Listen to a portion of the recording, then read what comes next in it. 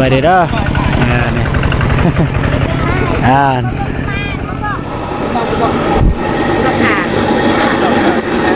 นี่มันออกทางนี้เลยพี่น้องเอ้ยโอ้ยเนาะคักแล้วนั่นนี่ใส่น้ำมันจะลื่นไหลสังเกตเห็นบัดเวลาใส่น้ำมันจะออกมาง่ายนี่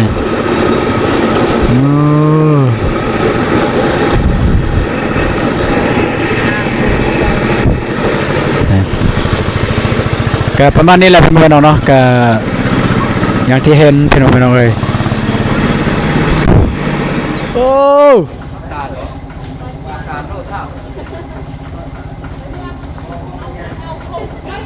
ว่าแล้วเป็นน้องว่าแล้วบ่ได้นัดกันเด้นี่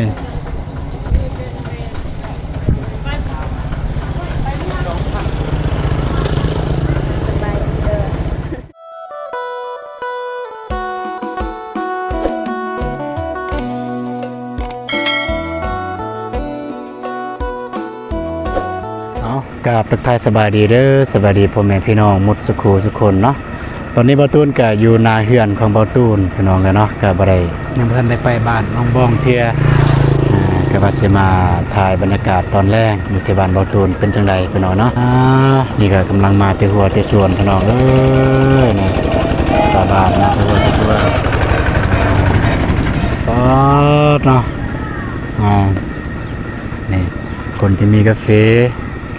ก็มาแต่หัวแต่ส่วนบางคนก็ย่างบางคนก็ขี่รถเอาพี่น้องเนาะก็คือยามนี้เป็นยามเก็บเกี่ยวเนาะเก็บเกี่ยวบ่ว่าแต่เก็บเกี่ยวข้าวเก็บกู่กาแฟพ่อแม่พี่น้องเลย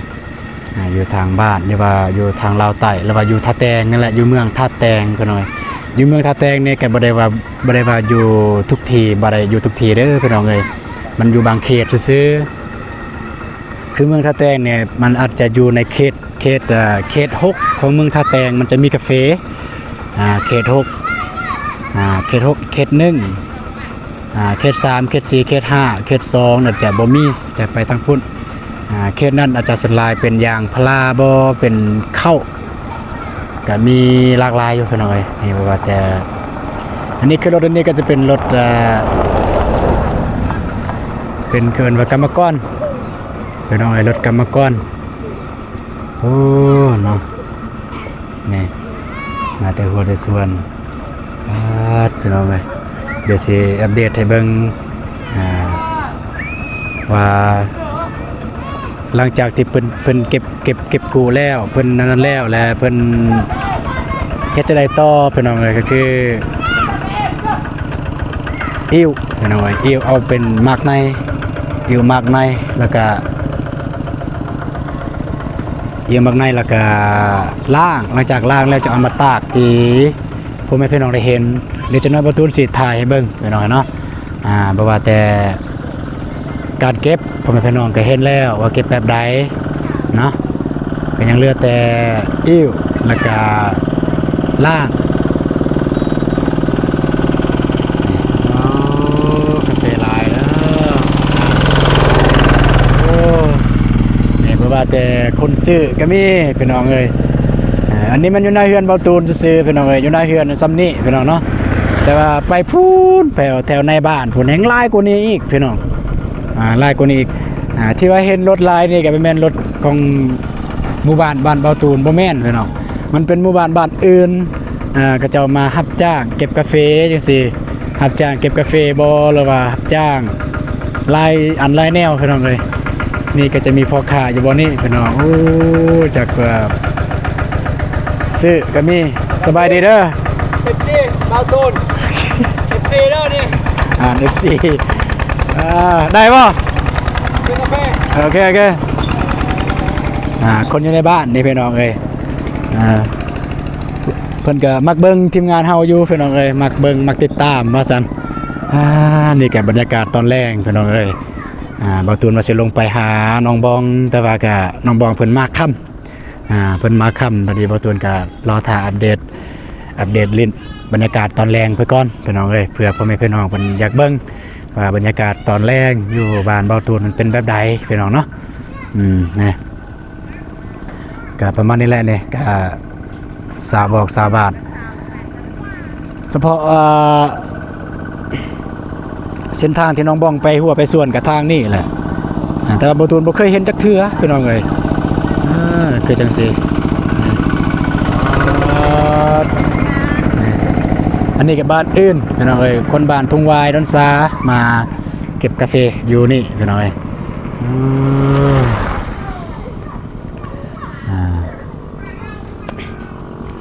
มาจากคนขี่รถจักรขี่รถใหญ่ก็มีพี่น้องเอ้ยเนาะใช่ดิ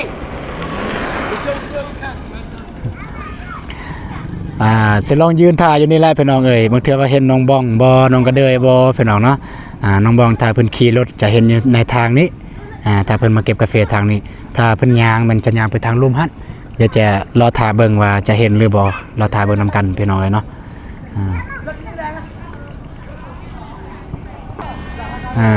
อ้ายเพิ่นถามว่าสิเอารถไปบ่เพิ่นสิไปเตะกระต่อนี่อ้ายนี่รถอ้ายผู้นี้แหละรถจักรเพิ่นถามว่าสิเอารถไปบ่ก็สิไปพี่น้องเอ้ยเพราะว่าสิไปหาน้องบองตอนแรกพี่น้องเนาะก็นี่โอ้เนาะขาดบ่ได้เลยกบเด้อพี่น้องเอ้ยสาบานมาปุ้นคนจะได้หลายมันอยู่พุ่นพี่น้องเอ้ยซุ่มบ่ฮอดจะเห็นอยู่น้อยๆนี่พี่น้องเอ้ยจะเห็นอยู่ประมาณนี้น่ะนี่น้อยๆคนร้ายอยู่บ่นั่นก็คือมีพ่อค้าแม่ค้ารัดซื้อกาแฟบ่จังซี่ก็มาแต่ว่าเราถ่ายอยู่นี่ไปก่อนพี่น้องเนาะเราถ่ายเบิ่งว่าน้องบองเพิ่นสิมาหรือบ่ถ่าไว้ถ้าถ่าบ่ไว้ก็สิไปนักอื่นพี่น้องเนาะแต่บ่ว่ากันมาแต่ตอนแรกบ่ตูนก็สิลงไปหาน้องอยู่พี่น้องเอ้ยหลังจากที่อัปเดตนี้แล้วก็สิลงไปหาทางน้องบองเพิ่นพี่น้องเนาะนี่บรรยากาศประมาณนี้พี่น้องเอ้ย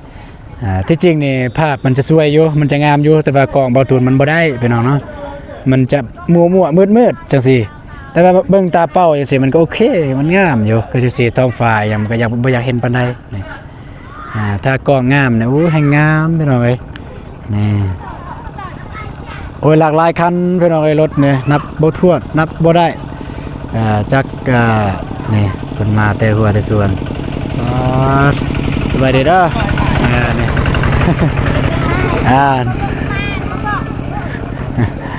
เพิ่นฮู้พี่น้องเอ้ยเพิ่นฮู้จักเฮาเพราะว่าเคสนี้นี่เกือบว่าเบิด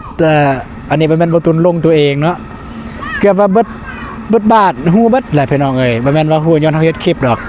ฮู้ตั้งแต่ตอนนั้นละตั้งแต่สมัยบ่ตุนยังบ่ทันได้เฮ็ดคลิปเพราะว่าบ่ตุนเป็นผู้หนึงแล้วที่ว่าค่อนข้างมีคนรู้จักหลายแน่เพราะว่าบ่ตุนมักเตะบาสแดจังซี่ซะผมบ่รู้จักนี่คือนี่มาแต่หัวแต่ส่วนจอดอยู่ในเฮือนบ่ตูนเนาะอันนี้น้องชายของบ่ตูนพี่น้องเอ้ยที่จริงน้องชายเนี่ยจะอยู่นำบ่ตูนแต่ว่าถ้าบ่ตูนมีดินมีดอนเนี่ยน้องชายเนี่ยจะซอยบ่ตูนน้องชายเนี่ยยังเฮียนอยู่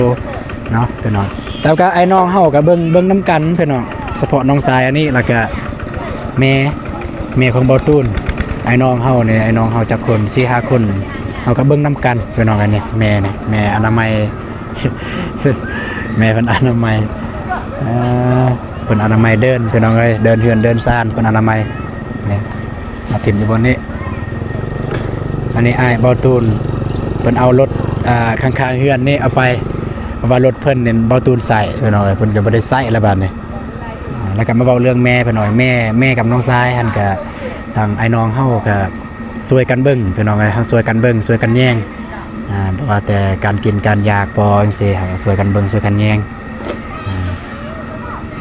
มันก็ขึ้นว่าตัวอย่างว่าบ่ตูนแล้วก็ไอ้น้องกับบ่ตูนเฮาแยกเฮือนจังซี่โดยที่เฮาบ่สามารถจำกัดหรือกำหนดได้ว่าเจ้าอยู่กับผู้นี้อยู่กับผู้นั้นพี่น้องเนาะมันแล้วแต่ทางแม่แล้วก็น้องเพิ่นอยากอยู่กับไผก็แบบนั้นแล้วแต่เลยแบบอยู่กับไผว่าเฮาบ่สามารถจำกัดได้แต่ถึงจัดแต่ลมก็มีพี่น้องเนาะนี่โอ้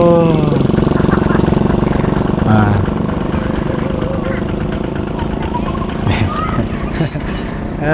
อาพ่อแม่พี่น้องเนาะสำหรับคลิปนี้บ่มีหยังหลายพี่น้องเอ้ยก็ไร้สาระบ่มีสาระบ่มีสาระหยังเลยพี่น้องเอ้ยก็ขอโทษขออภัยนำในไลน์พี่น้องเนาะก็บ่ตูนมาถ่ายอัปเดตบรรยากาศตอนแรกซื่อๆเพราะว่าชาวบ้านกำลังมาแต่หัวแต่สวนมันเป็นแบบใดพี่น้องเนาะไปเบิ่งเพิ่นเอียนกาแฟก่อนพี่น้องเอ้ยเพิ่นอิวกาแฟเป็นแบบใดอิวแล้วบ่จักนี่แม่บ่ตูนอนามัยปัดกวาดเรือนซานบ้านซองแต่ว่าช่วงนี้เนี่ยอนามัยยากพี่น้องเลยโอ้แบบนั้นเนาะถ่ายคลิปได้นี่พี่น้องกันเนาะคืออันนี้ก็ใส่ได้หลายอย่างหลายแนวพี่น้องเลยหลังจากที่อิวแล้วอันนี้ก็เอิ้นว่าขี้กาแฟก็คือเปลือกสบายง่ายๆซะเปลือกกาแฟเวลาที่อันนี้หลังจากที่อิวแล้วก็สามารถเอาไปเฮ็ดเกินมายังเนาะเฮ็ดฝุ่นกาแฟ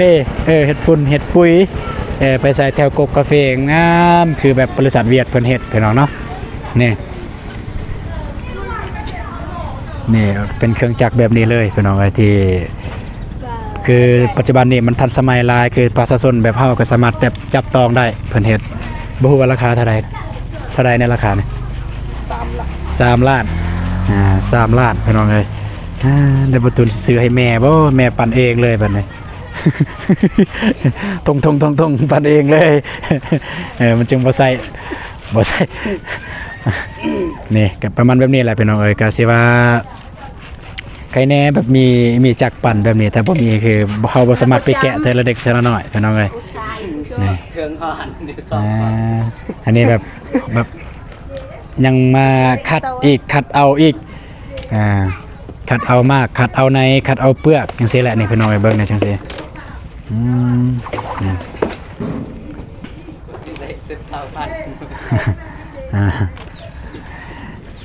กว่าสิได้10-20,000มันแม่นเรื่องง่ายพี่น้องเอ้ยถ้าแม่นคายเลยมันก็ง่ายพี่น้องก็ได้เงินแต่ได้บ่หลาย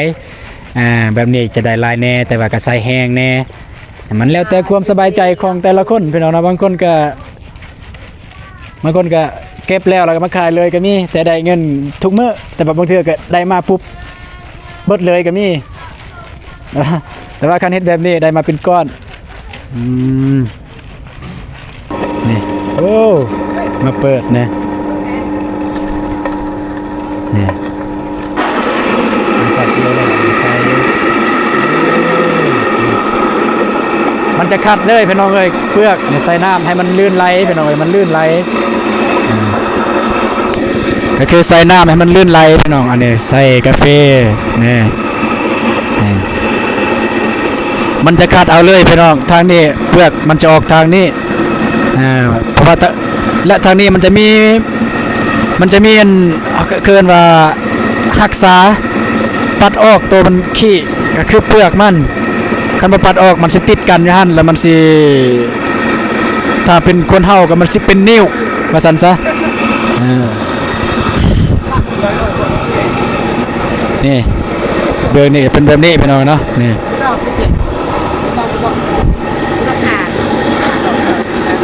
่มันออกทางนี้เลยพี่น้องเอ้ยโอ้ยเนาะคักแล้วนั่นนี่ใส่น้ำมันจะลื่นไหลสังเกตเห็นเวลาใส่น้ำมันจะออกมาง่ายนี่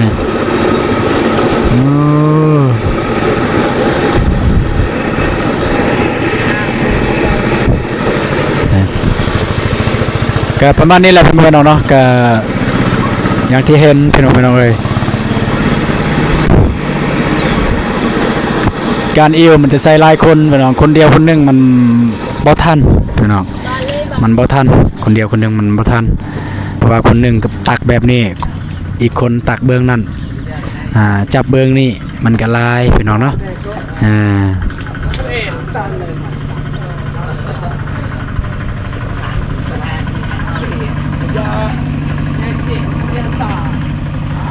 ก็นี่แหละพี่น้องเนาะ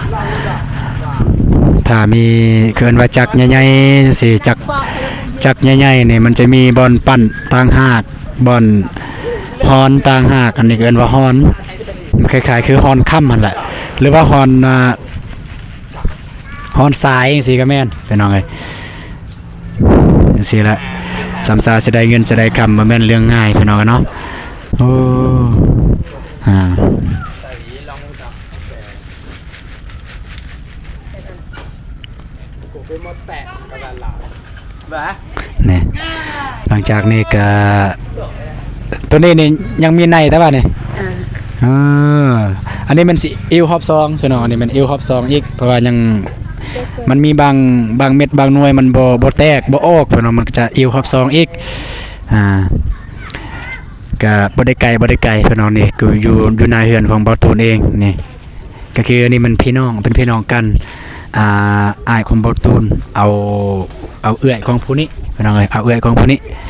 นี่บ่าวตูนจักเอิ้นสิเอิ้นแนวใดเด้อเนาะบ่เอิ้น นี่แหละ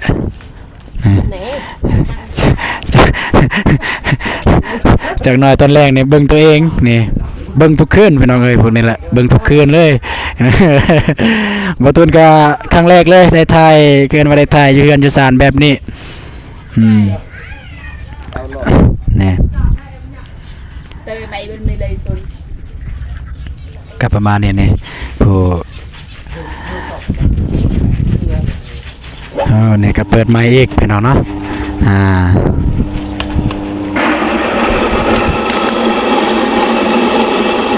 มันจะออกมาทางนี้พี่น้องเอ้ยนี่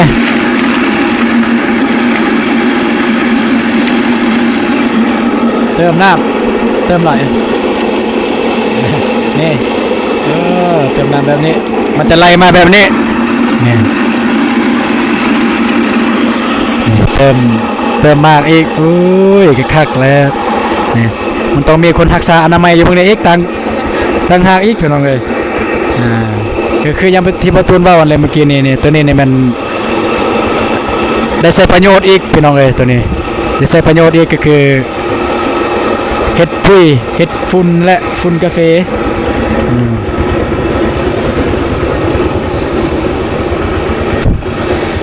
ลืมบอกจักรอันนี้มันใส่ไฟฟ้าพี่น้องเลยแต่บางจักรเนี่ยใส่หัวรถตอกพี่น้องเลยรถตอกแบบนั้นมาใส่เบื้องนี้แล้วก็ใส่เสื้อใส่ผ่านใส่ยังเนาะกับประมาณแบบนี้พี่น้องเลย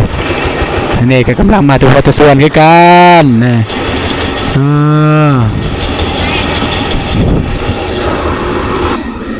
เนาะก็ประมาณนี้แหละพี่น้องเนาะบรรยากาศตอนแรงกับประมาณนี้กับมีอย่างไรมากมายพี่น้องเนาะโอเคพี่น้องเอ้ยกับสำนีน้องบองเพิ่นน่าจะมาแต่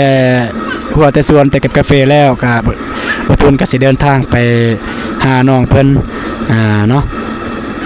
ไปพี่น้องเนาะก็สิไปหาทางน้องเพิ่นเลยบางเทื่อว่าตอนนี้น้องเพิ่นก็อยู่เฮือนอยู่ศาลแล้วไปนี่แหละญาติกันขี่พี่น้องเอ้ยรถคันเดียวน้องสายมาเมื่อกี้ก็เอาไปเตะบ้านประตูห้ามไว้โอ้ยลำบากลำบนเลยเนาะนี่ รถอันนี้ก็ประตูซื้อตอนประตูเฮียนอยู่เวียงตะกี้สมัยเฮียนอยู่นครหลวงซื้อมาประมาณเพราะว่าเป็นรถไอฮักคนรู้จักนั่นแหละบอลเฮ็ดเวียกเฮ็ดงานเพิ่นไอ้ต้นประตูย่างไปเฮ็ดเวียกแล้วเพิ่นขายเพิ่นตั้งให้นะพี่น้องเอ้ยเพิ่นบ่ได้ขายหรอกแต่ว่าประตูเอาเงินให้3 ล้านกีบ3 ล้านกีบเป็นเงินของอ้ายแล้วก็รถมันรถของอ้ายแบบนั้นประตูจบมาประตูก็เลยถือมาบ้านเลยแต่ก็อ้ายบ่ได้ขี่ปานใดมีแต่ประตูนี่แหละเพราะว่าขี่ไปสวยเรือไปถ่ายคลิปนั่นแหละประตูมีแต่ประตูใส่โอเคเดี๋ยวมีเงินก่อนเดี๋ยวสิซื้อพี่น้องเอ้ยไปพี่น้องไปบ้านน้องบองฮอดแล้วเดี๋ยวประตูสีแวะไปซื้อของกินก่อนพี่น้องเอ้ยสีแวะไปซื้อของกินก่อนซื้อปลาทูก่อนมานี่แหละโอ้ยเป็นตาสะออนเนาะสะออนห่านเพิ่นดอกพี่น้องนี่แขกคนมาซื้อมาใส่บริการหลายพี่น้องเด้อ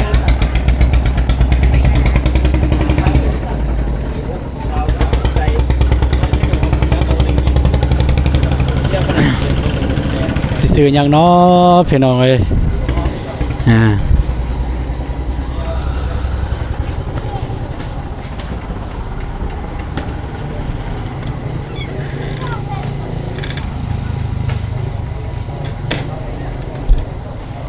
ส บายดีเด้อสบายดีเด้อบักอ้ายเด้อเฮียนห้องใดแล้ว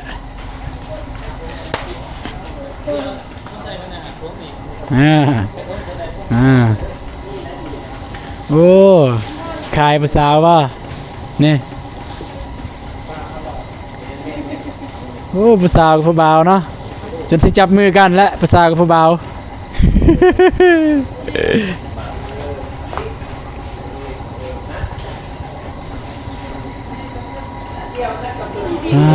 จากซื้อๆยังไปนอกเลยเนาะ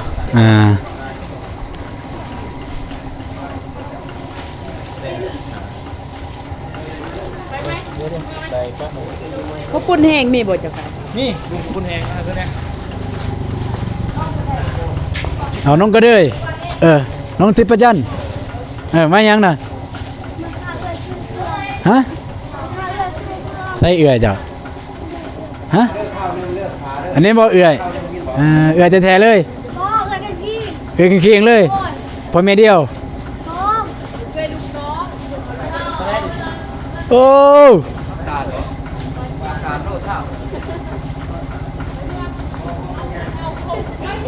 ว่าแล้วเป็นน้องว่าแล้วบ่ได้นัดกันได้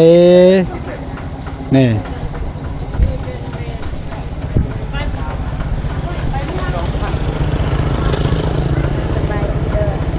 ไปใส่ ไปส่งร้าน ไปส่งลานมือเวียง บอไปซื้อเกลือกับโบแมนซื้อเป็นนัวกับเผ็ด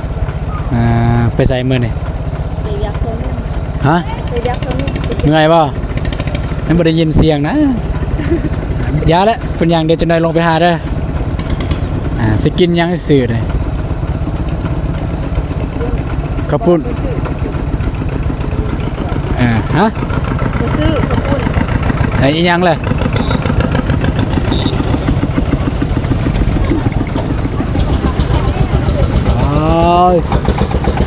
แกมาลายลีพี่น้องเลย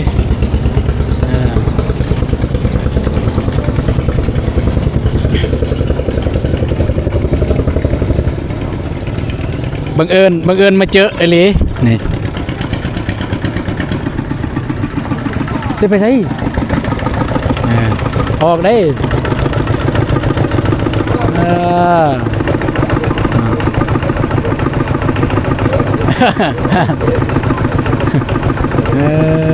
เนาะ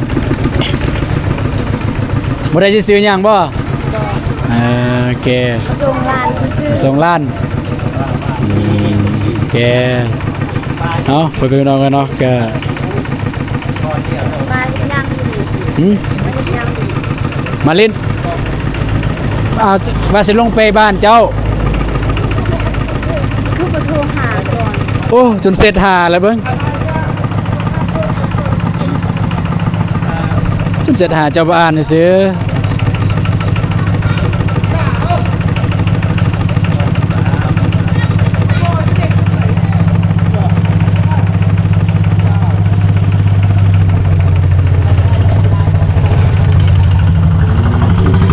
เจ้าเบิ่งเด้ตายแล้วแล้วบ่โอเค ซื้อเด้อเรียนที่เช่น โอเคเอาน้องบองเพิ่นกลับก่อนพี่น้องเดี๋ยวประตูนก็สิได้กลับน้ำลังสิได้ลงไปน้ำลังพี่น้องเนาะให้น้องเพิ่นกลับก่อนนี่จะได้ลงไปหาเด้อยินบ่ยินไหมคุณได้ยินไหมแค่แน่แล้วบ่เนี่ยเจ็บเนี่ย แล้ว แค่แน่ เข้าไปเล็กขุด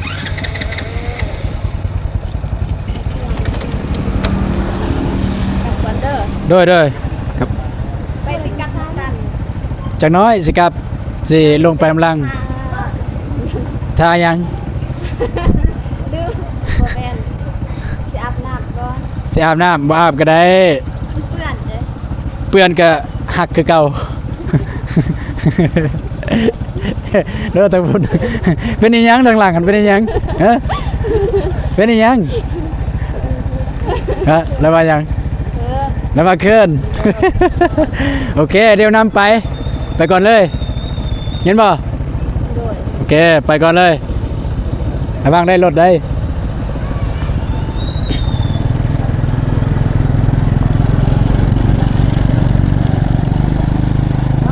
ไป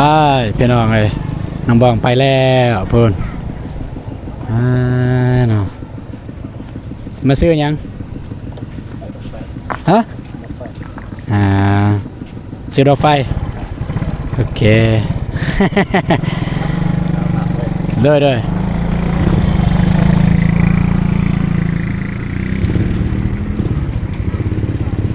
โอเคพี่น้องเนาะก็